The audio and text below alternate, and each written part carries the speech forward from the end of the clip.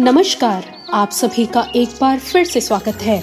आप सभी को तिल चौथ की हार्दिक शुभकामनाएं। आशा करती हूँ आप सभी का सुहाग भाग अमर रहेगा। आइए मिलकर सुनते हैं तिल चौथ की कहानी। एक समय की बात है, एक शहर में एक देवरानी जेठानी रहा करती थी। देवरानी गरीब थी और जेठानी अमीर थी। देवरानी गणेश जी की भक्त थी।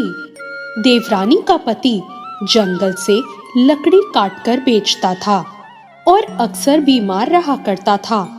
देवरानी जेठानी के घर का सारा काम करती और बदले में जेठानी बचा हुआ खाना, पुराने कपड़े आदि उसको दे दिया करती। इसी से देवरानी का परिवार चल रहा था। माघ महीने में देवरानी ने तिल चौथ का व्रत किया। 5 रुपये का तिल और गुड़ लाकर तिलकुट्टा बनाया। पूजा करके तिल चौथ की कथा सुनी और तिलकुट्टे को छीके में रख दिया और उसने सोचा चांद उगने पर पहले तिलकुट्टे से अर्घ देगी और उसके बाद ही कुछ खाएगी। कथा सुनकर वो जेठानी के यहाँ काम करने चली गई। खाना बनाकर जेठानी के बच्चों से खाना खाने को कहा तो बच्चों ने कहा, हमारी माँ ने व्रत किया है, माँ भूखी है, जब माँ खाना खाएगी तभी हम खाएंगे।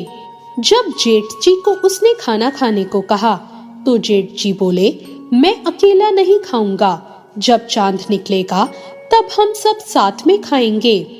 देवरानी ने कहा, मुझे तो घर जाना है, इसलिए आप मुझे खाना दे दो। जेठानी ने कहा, आज तो किसी ने अभी तक नहीं खाया, मैं तुझे अभी से खाना कहाँ से दे दूं? तू सवेरे ही बचा हुआ खाना लेकर जाना। अब देवरानी उदास मन से घर चली आई। देवरानी के घर पर पति और बच्चे सब आस लगाए बैठे थे कि आज तो त्योहार है, इसलिए कुछ पकवान आदि खाने को मिलेगा। लेकिन जब बच्चों को पता चला कि आज तो रोटी भी नहीं मिली तो बच्चे रोने लगे। उसके पति को भी ये देखकर बहुत गुस्सा आया। वो बोला, सारा दिन काम करके भी 2 रोटी नहीं ला सकती, काम क्यों करती है? पति ने गुस्से में आकर उसको कपड़े धोने के धोवने से मारा। मारते हुए धोवना हाथ से छूट गया तो पाटे से मारा। वो बेचारी गणेश जी को याद करती हुई रोते रोते पानी पीकर सो गई। उस दिन गणेश जी उस देवरानी के सपने में आए और कहने लगे, धोवने मारी, पाटे मारी, सो रही है या जाग रही है? वो बोली, कुछ सो रही हूँ, कुछ जाग रही हूँ। गणेश जी बोले, भूख लगी है, कुछ खाने को दे दे। देवरानी ने कहा, क्या दूं? मेरे घर में तो अन्न का एक दाना भी नहीं है। जेठानी बचा खुचा खाने को देती थी, आज वो भी नहीं मिला। पूजा का बचा हुआ तिलकुट्टा छीके में पड़ा है, वही खा लो। गणेश जी ने वही तिलकुट्टा खाया और उसके बाद कहने लगे, धोवने मारी, पाटे मारी, निमटाई लगी है, कहाँ निमटूं? वो बोली, ये घर पड़ा है, जहाँ इच्छा हो वहां निमट लो। फिर गणेश जी बोले, अब पोंछू कहाँ? देवरानी को बहुत गुस्सा आया कि कब से तंग कर रहे हो। बोली, ऐसा करो, मेरे सिर पर पोंछो, और कहाँ पोंछोगे?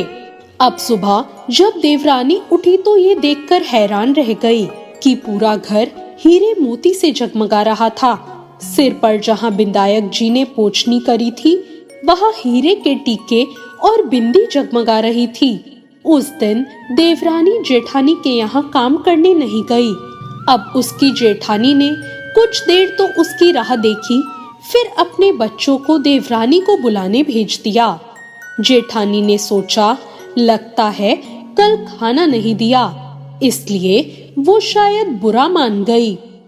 बच्चे बुलाने गए और बोले, चाची चलो, माँ ने बुलाया है, सारा काम पड़ा है।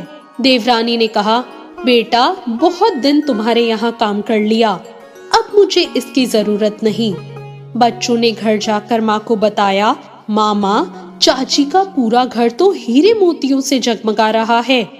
जेठानी दौड़ती हुई देवरानी के पास आई और बोली, अरे ये सब कैसे हुआ?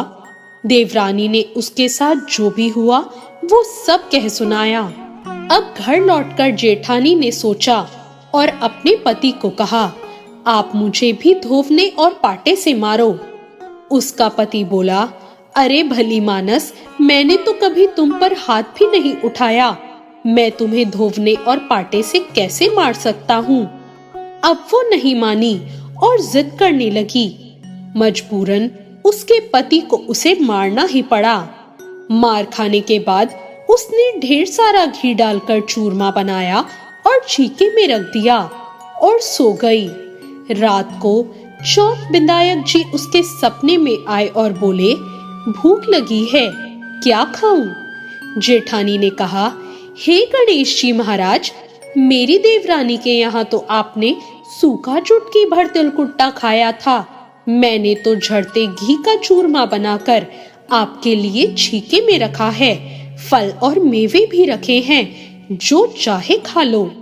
गणेश जी बोले, अच्छा, अब निपटू कहाँ?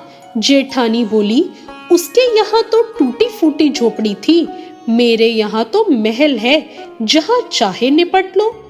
फिर गणेश जी ने बोला, अब पोछू कहाँ? जेठानी बोली, मेरे ललाट पर बड़ी सी बिंदी लगाकर पोंछ लो। धन की भूखी जेठानी सुबह बहुत जल्दी उठ गई और सोच रही थी कि अब तक उसका घर हीरे जवाहरात से भर चुका होगा, पर उसने देखा पूरे घर में गंदगी फैली हुई थी, बहुत तेज बदबू आ रही थी। उसके सिर पर भी बहुत सी गंदगी लगी हुई थी। उसने कहा, हे गणेश जी महाराज, ये आपने क्या किया? मुझसे रूठे और देवरानी पर टूटे। अब जेठानी ने घर की सफाई करने की बहुत कोशिश करी, लेकिन जैसे जैसे वो साफ करती, गंदगी और ज्यादा फैलती गई। जब जेठानी के पति को ये सब मालूम चला तो उसे और भी गुस्सा आया। वो बोला, तेरे पास तो इतना सब कुछ था, फिर भी तेरा मन नहीं भरा।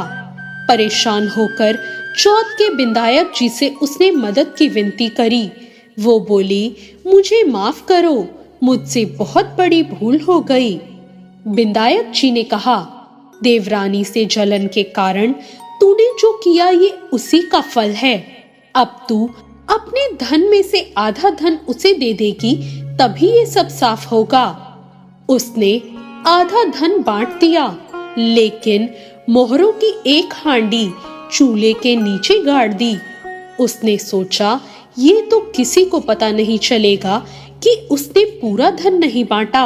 उसने कहा, हे चौथ बिंदायक, अब तो अपना ये बिखराव समेटो। वो बोले, पहले चूल्हे के नीचे गाड़ी हुई मोहरों की हांडी और यहाँ तक कि ताक में रखी हुई सुई की पाती को भी आधा कर।